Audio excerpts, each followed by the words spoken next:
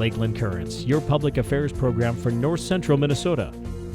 Production funding for Lakeland Currents is made possible by Bemidji Regional Airport, serving the region with daily flights to Minneapolis-St. Paul International Airport. More information available at bemidjiairport.org. Closed captioning for Lakeland Currents is sponsored by Nisswa Tax Service, tax preparation for businesses and individuals. Online at nisswatax.com. Hello again, friends. I'm Jason Edens, your host of Lakeland Currents. Thanks for joining the conversation today, and thanks for your ongoing support of Lakeland Public TV. Well, it's my privilege to host yet another season of Lakeland Currents, and we're kicking it off with an important conversation about domestic and partner violence. October is Domestic Violence Awareness Month, which is why I've invited our friends from the Brainerd-based Mid-Minnesota Women's Center to join us. Joining me today are Shannon Wusso, Executive Director, and Vicki Floor, Programs Manager. Thank you both for joining me, and thanks for making time for our conversation. Thanks for having us. Yes, thank you. So why isn't every month Domestic Violence Awareness Month? That's a good question. It is for us. Right. But the reason why we have just the 1 month is because the governor has made a proclamation to identify October as a month that we specifically focus on raising awareness. That was actually a governor decision. Yep, it was Is that just right? released today that Governor Walz did that. No kidding. Interesting. Yeah. Well, tell me, how do we define domestic violence? How would someone know if they're actually in an abusive relationship? And would that also include emotional abuse? And if so, what's that? So domestic violence is actually, it can be sexual, financial, verbal, emotional, physical. And to be honest, the physical comes long after all of those other things come into play. And so all of the verbal, the emotional, the financial, the sexual, that all happens prior to, somebody physically getting harmed. And so it's a lot of different variants. I think that a lot of people don't know that they're in it until they call and reach out and say, is this a healthy relationship? Is this not? Like, what is this? Am I doing okay, or is this really not doing okay for me? And, if they're in fear, what does that look like? Are they feeling that they're afraid for their life, or are they feeling like they have to walk on eggshells, or are cupboards getting slammed, or is a dog being threatened, or a cow, that they're going to be dinner, those kind of things. And so it's actually just like a lot of different things can happen. I think oftentimes people go and identify the physical violence because it's what you can see on somebody else. But for most people, the most traumatizing aspects of the domestic violence or intimate partner violence is the emotional abuse, where somebody is, their self-esteem is worn down over a long period of time, to the point where they don't feel as though they're worth anything more than what they currently have. So if someone doesn't feel safe, they can actually reach out to you and simply inquire, and basically you can act as a sounding board to help them determine whether or not they're in an unsafe situation? Yes, Right. we have a 24-hour crisis hotline that people can call anytime that they're needing to reach out. It can be for support, it can be to vent, it's completely confidential. So if somebody wants to call and just ask some questions And not give a name. for a friend, They can. they can do that too. Okay. Now, what are some common misperceptions or misconceptions about domestic violence? Is this something, for example, that only happens in low-income communities, or is it something that's driven by substance abuse? So I think there's a few misconceptions, and I probably a couple of the biggest ones is that it only happens to women. That's not true. It happens to anyone, including men, and so we do provide services to men as well. I would say that. I would say that it doesn't happen to the wealthy. That's not true. It happens to everyone.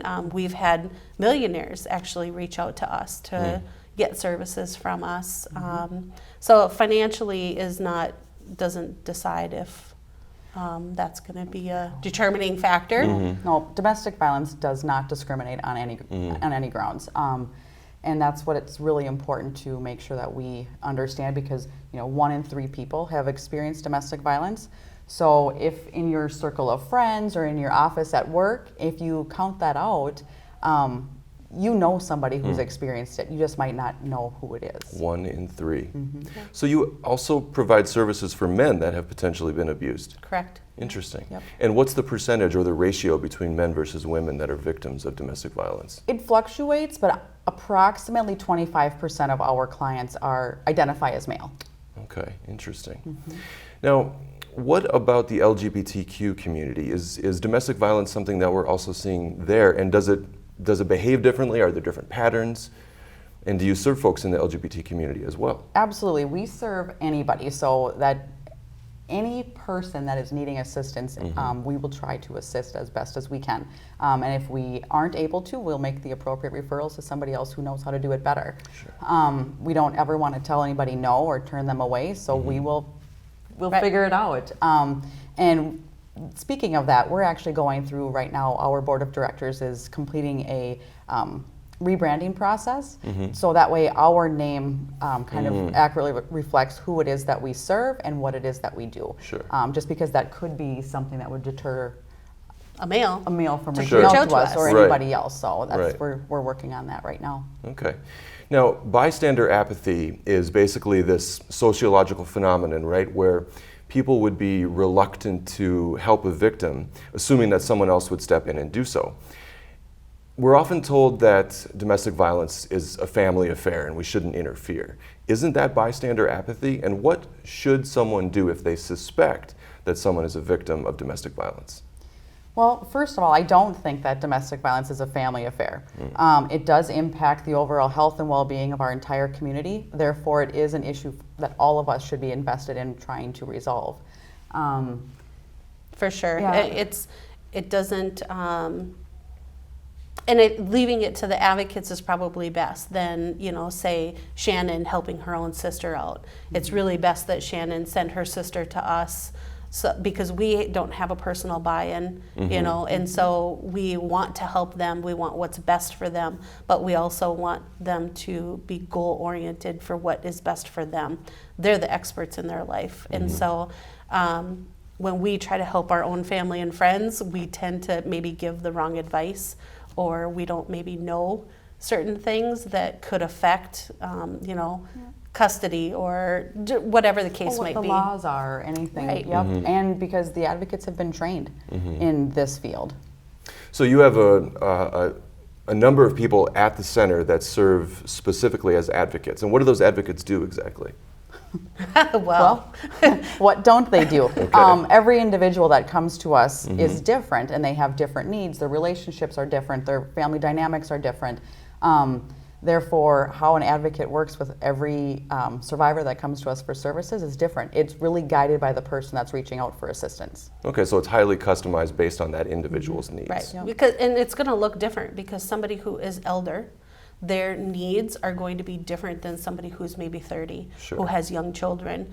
Somebody who's elder, their children are adult and growing out, and they've been probably in this relationship for 30 some years versus somebody who's 30 who has been in it for 2 years, and their needs are totally different. That makes sense. They're going to need hearing aids, glasses, dentures.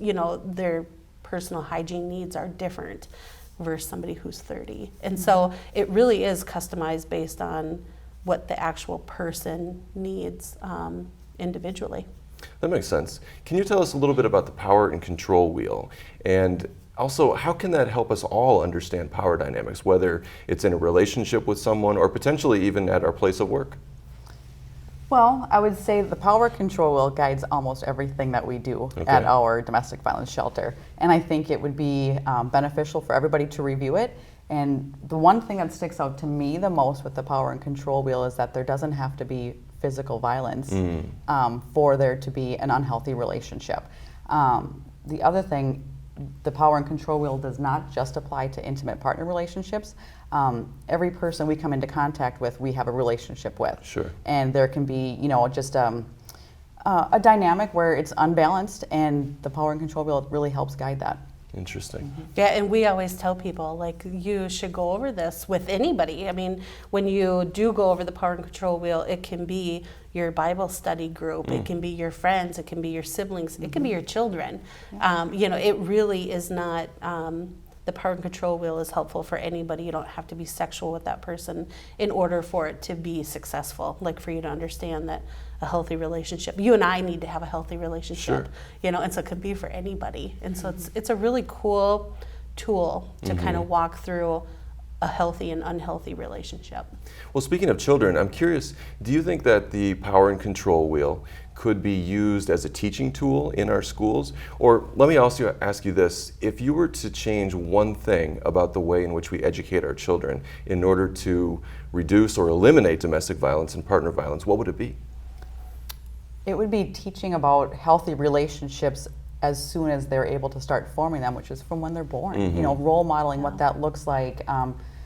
So that would be, you know, in the home, in daycare, in schools, you know, every situation where everybody has the right to be treated with respect. And it would be best to start showing that and teaching that, but identifying that as well, being purposeful in how it is that we identify that, so they understand it and are able to apply that later on in life. Yeah. And do you think our schools are doing an adequate job at that? I think we could always do more. Anytime that you're in a service industry, I think it would be a shame if you become complacent and you accept how things are going. We always strive to do better, and if we learn something new and we can, you know, apply that, and it helps one more person than what we were doing before, that's worth it. And there's nothing wrong with refreshers. Absolutely. You know, absolutely nothing wrong with refreshers. So even if a child who's, you know, in the elementary school learns it, doesn't mean that a middle school or, you know, a high schooler or a college student or an adult can't learn this. And so, you know, we believe that everybody can be re-educated or, you know, just touch base on it and just gone over it. So, yeah. Let's talk a little bit about law enforcement. Is law enforcement a friend or a foe to your services? Do you find that law enforcement is supportive and collaborative with your efforts?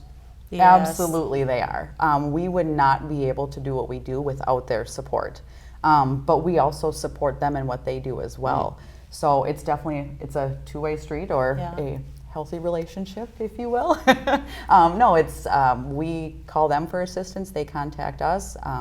They help connect us with victims on scene, and we can, you know, connect with them immediately and try to get those services to them if they are looking for that. They contact us for To help training out, services, and we contact them as well. You know, help us learn your restrictions and what it is that the parameters that you're working within, so that way we can better serve the people. Because to be honest with you, law enforcement and our advocates want the same thing in return. It's just that we're in the end, but they just get there a little differently. So how have you supported law enforcement? That's interesting to me. Have you helped them better understand how this is a pervasive issue, or to what, you know, in what ways have you helped them? For sure we have. You know, we go in and do trainings with them. Anytime that there's something that maybe in a police report that didn't go well, for a victim, you know, reaches out to us, we're okay having that hard conversation, you know, and saying, hey, Chief Bistel, we got to have a conversation, not sure what happened here, but from the outside view, this doesn't look great. And he's okay with that. You know, he's okay with saying, yeah, let's sit down and figure out what happened so that we don't repeat it and that we can, like, make it better. And they ask, what could we have done differently in this situation? Or, you know, they'll reach out to us and say, hey, this is the situation, what's your opinion? How could we move forward and help this person? So, and we, you know, collaborate doing like the polar plunge, and they did a fishing tournament, kids fishing with a cop recently, and, you know, we helped collaborate with that. And they utilize our buildings for their canine training. So we really just try to educate each other, and but we're also, again, I think the most important thing that we do is have those hard conversations when things don't make sense or when things seem like they were off. We're both okay with trying to figure out how can we do this better, and, you know, and we're okay with that. And that's probably our largest bonus, is that we're okay with having Well, those. there are multiple law enforcement agencies that are represented on the Crow Wing County Coordinating Council as well. Coordinating Council? Correct. Okay. Yep. So that's a group of us that meet quarterly, and we review just different things regarding victim services. And so there's multiple stakeholders that are present, and we talk through any current trends or changes, and then we also discuss and have a case study that we review together as well. Isn't it true that responding to a domestic violence incident is among the most dangerous things that a law enforcement officer can encounter? Is that right? That's Yes. correct. And why is that? The unpredictable, you know, they're going to an unpredictable situation that they don't know if that person has a weapon. They don't know that when they open the door that they're not going to be shot. Domestic violence is super violent, and it's getting more violent, which is that right? scary.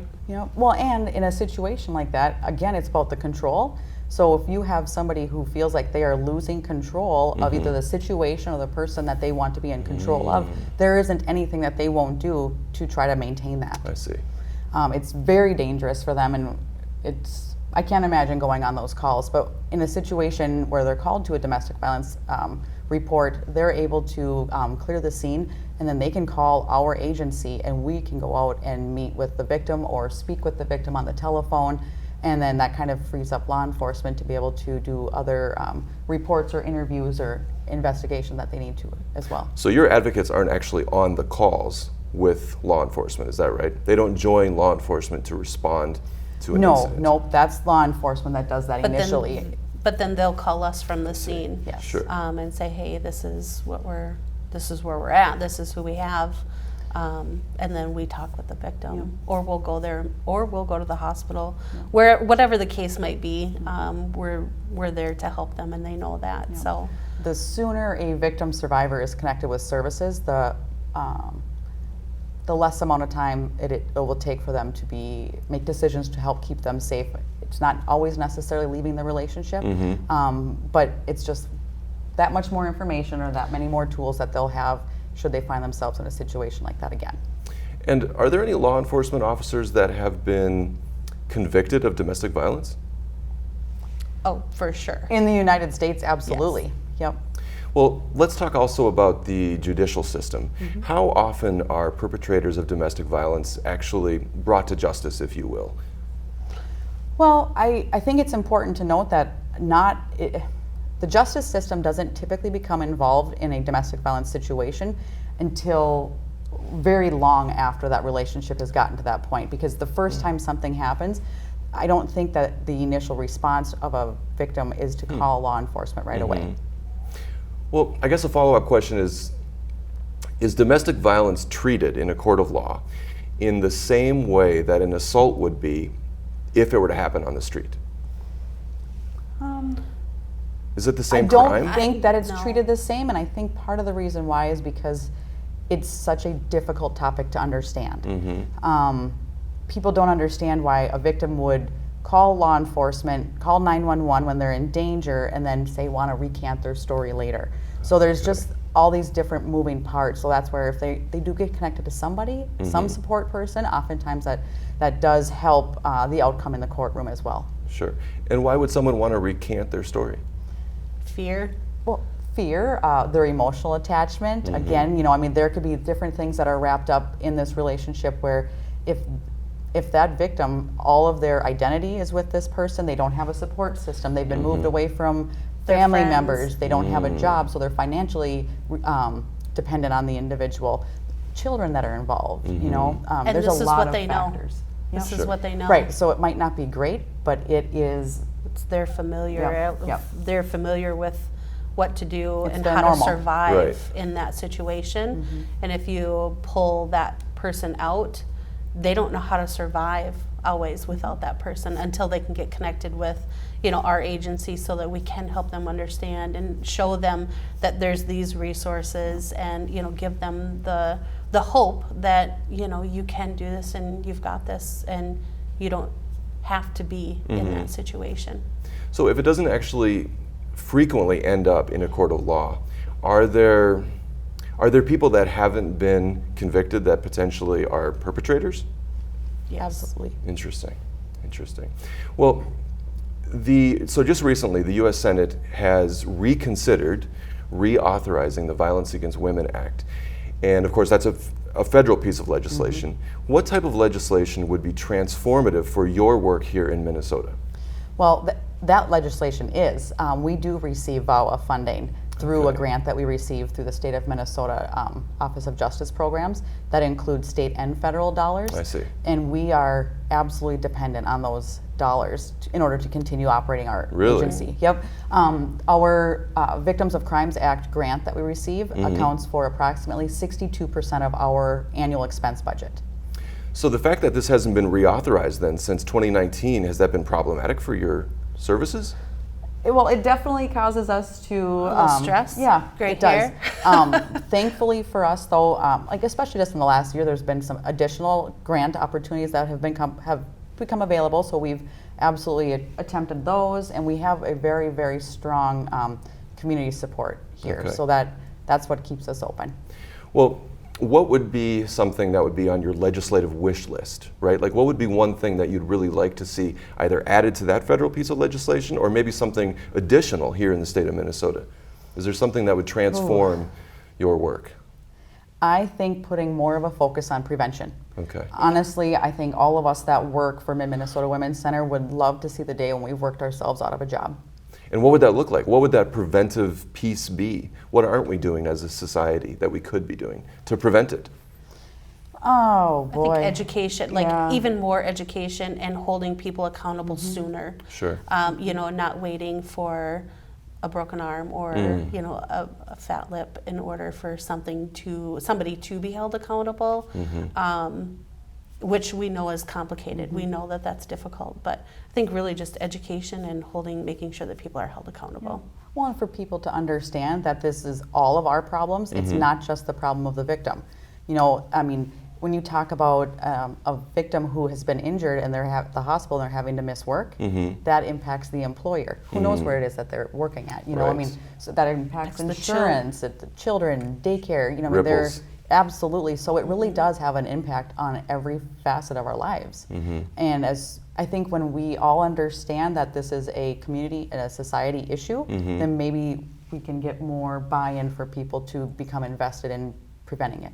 So because it's a community and a societal issue, what efforts are you taking in order to help perpetrators better understand power dynamics and their own struggles as an abuser? Is there anything that can be done for folks that are actually committing these crimes? I think we do a lot of community presentations and professional trainings. So we do that, but also kind of one thing that we've got on the horizon that we would like to start is a domestic abuse transformational program, which is actually a training or an educational program for people who have been convicted of abuse. Interesting. Yeah, and it's really just learning about, you know, them learning about where does their need to be in control come from. And as soon as they can understand that, then they can work through some of that, and you know, they get that aha moment of, well, now I understand and I don't need to do that. I don't have to hurt or harm somebody or scare them to get what I want. I just have to talk kindly, you know. And so it's really back to that education, educating. We can never learn enough or teach enough, you know. Indeed. Yep. So anger management, is that also part of that rehabilitation process, or? No, it's actually, a lot of people think that it would be, but anger management is not the issue when it comes to somebody who has issues with power and control. Okay. Because if you think about it, oftentimes there are abusers that we don't know are abusers, right? But that's because they're able to control themselves in certain situations. Interesting. So that really isn't the core issue. So we talked a little bit about legislation here. I'm curious, are there any countries in the world that you think have done a really good job at either reducing or maybe even eliminating domestic violence? Are there any countries that you put up on a pedestal in terms of their approach to this societal issue? No, because I think that every country has it. We all just make it public or don't make it public in certain ways. And so I think our entire world needs a lot of help and education, and you know, we can always do better. Yeah. Interesting. And we just have to be kind. We want that, you know. Everybody needs to want to treat somebody kind. I like your emphasis on kindness. So Well, according to the Urban Indian Health Institute, there are currently at least 500 open cases for missing and potentially murdered Indigenous women. Why is it that the recent Gabby Petito case has garnered so much national attention? I don't know the why for it. I don't, and I think any time that there's a spotlight shown on a victim survivor, that's good. But I'm also happy that it's being shown on other cultural groups as well. But I think social media, friends, a lot of her friends or family or people who want other victims have really brought her case to social media.